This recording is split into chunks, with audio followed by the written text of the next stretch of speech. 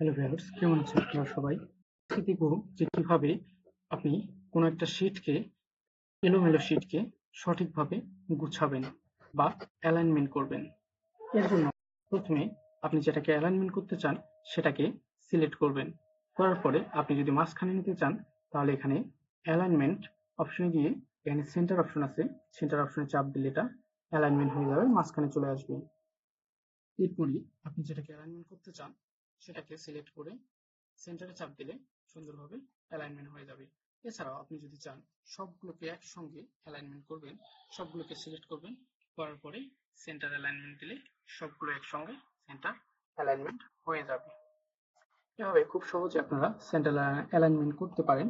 এছাড়াও আপনি যদি মনে করেন যে এই যে নামের ঘরটা আছে, আপনি এক সাইডে নিয়ে যাবেন।